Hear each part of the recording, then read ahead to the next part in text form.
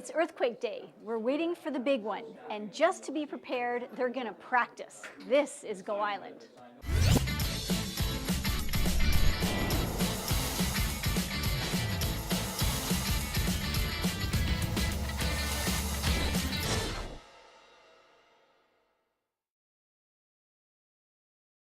I'm Mary Ruth Harris. We're on location behind the scenes today at the Comox Valley Emergency Program Center. And they are having a pretend earthquake so that all of the agencies can come together to practice in the event of the big one. And believe me, you're going to want them to practice and practice and practice. Your life depends on it. I'm Mary Ruth Harris. We are here and it is going to get really, really busy. In about 15 minutes, they're going to kick this mock exercise off. And we have a great show lined up for you, but we're going to begin today in Powell River with Franco and Mark. Have a look.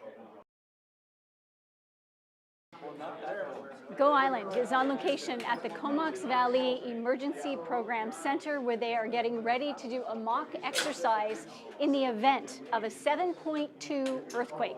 It would be a huge upheaval for our valley, and that's why all of these experts have come together to pretend that it has happened, and they're practicing what to do in that event. So we have CFB, Comox is here, the fire department is here, police are here, emergency rescue are here, and there's going to be 32 others at their desk, and everybody has a specific job.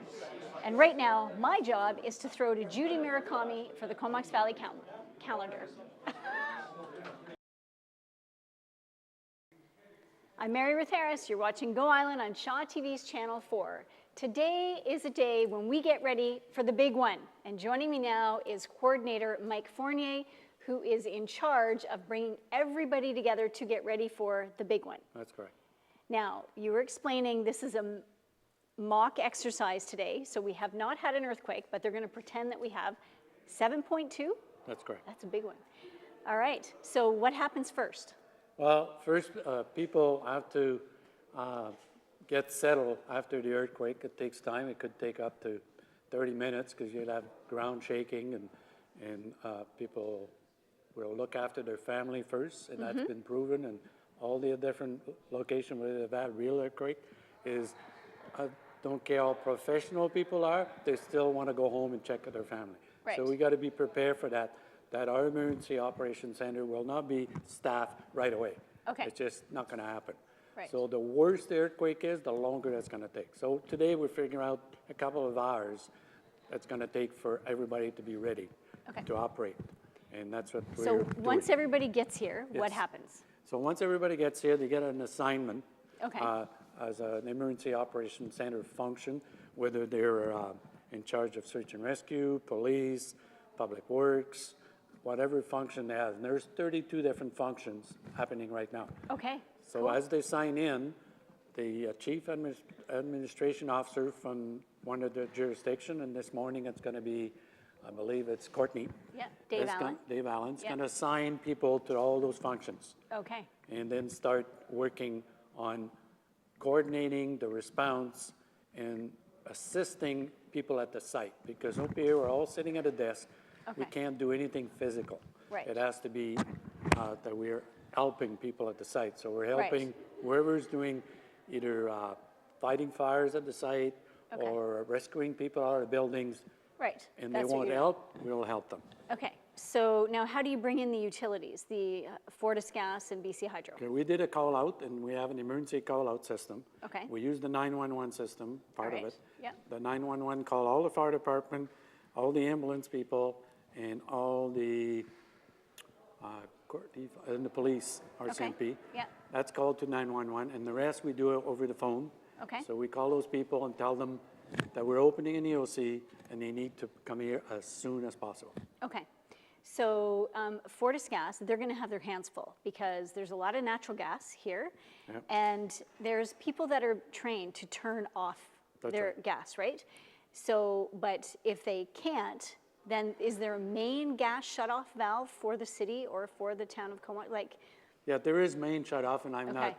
And yeah, so they would take care of that. They would take care of that. Yes. Okay. And then BC Hydro, they would take care of the Puntledge River, and they would worry about the dam, and they would take care of it. Oh, okay. All right, great. So you've got all the bases covered. And So there's a everybody's seat in in action. the EOC called utility. Oh, okay. So somebody's going to sit on that seat. And be in if contact we with ask them. them, for example, Okay. is there a gas problem? Yes. That's up to them to try and find out. Okay, that's perfect. So, and what should people do at home in the event of the earthquake? Stay put, right? Don't come here. The drop, cover, and hold is the number one thing. Hopefully, they've practiced that already with their family. Okay. Drop, cover, and hold. That's what they do. And then Okay. after the shaking has stopped, then they activate their plan. Again, hopefully they have a plan. Okay. And Do you have a plan? You should get one. so we teach that. We teach about 1,000 people a year in the Comox Oh. Valley how to be prepared for Okay. an event. Not Right. just earthquake, but other events Yes, too, like of forest course. fire Right. and that kind of stuff. Okay. So hopefully they have some kind of a plan and they can follow their plan. All right, excellent. Okay, we're going to take a short break, but stay right there. More on earthquake preparedness coming up.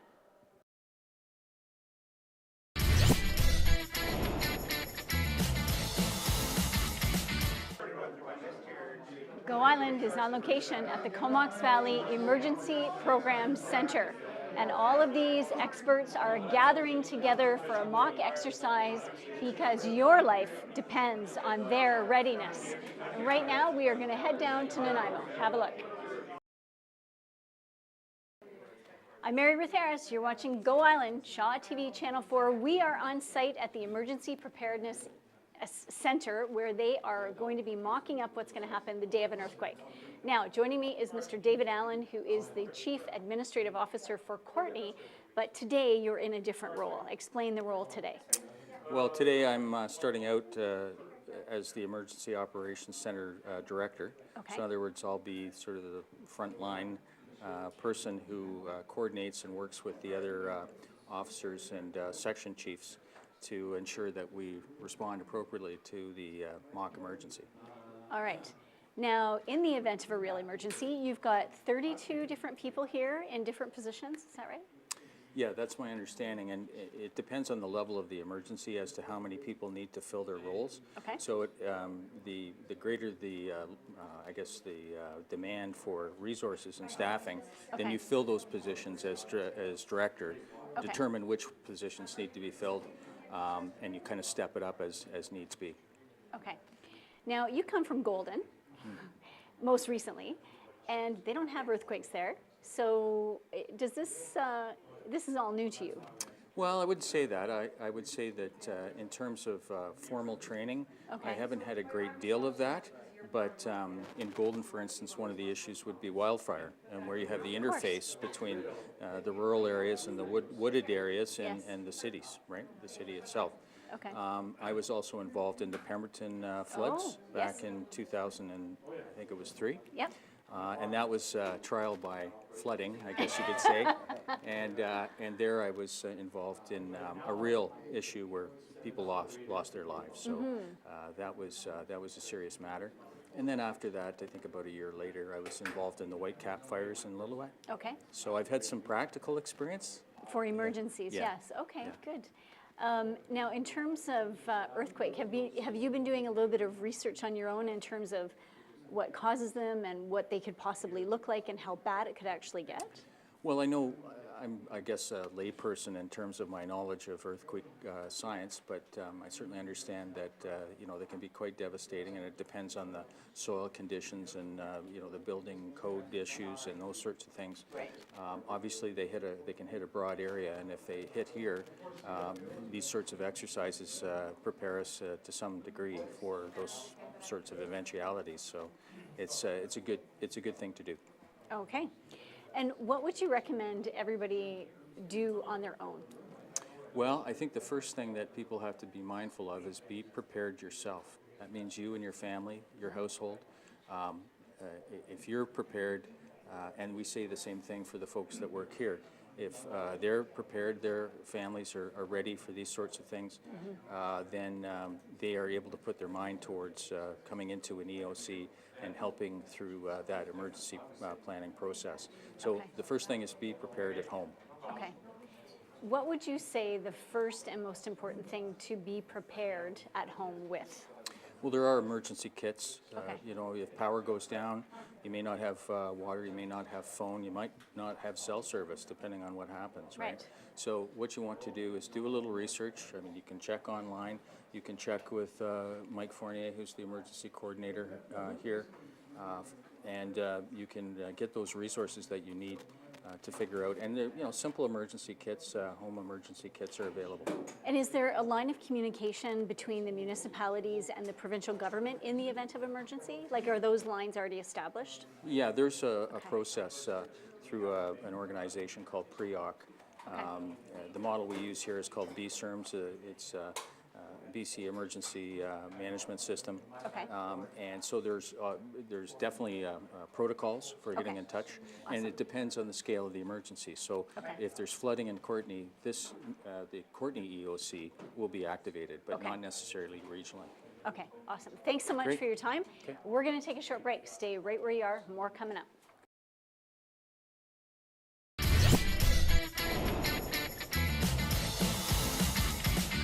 Go Island's on location at the Comox Valley Emergency Program Center. The exercise to give everybody here, these are all the experts in their fields, practice in the event of a 7.2 earthquake, and they are getting their practice so that we can all be safe in that event.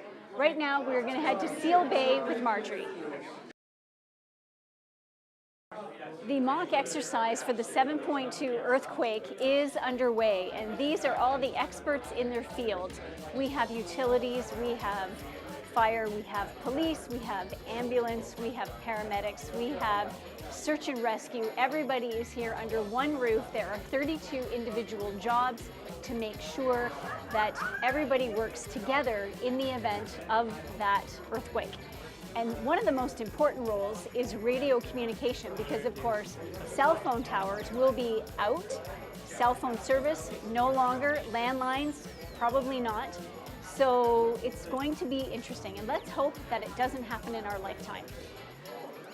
Now, to get more information, you can go to the website and you can build your own emergency preparedness kit for your home, and you and your family should be getting together to create that kit and create a plan in the event of an emergency, such as an earthquake or flooding or fire. Where are you going to meet? That's the number one thing. Figure that out with your family. That's what you should be doing. So thank you so much for watching, and I'll see you tomorrow.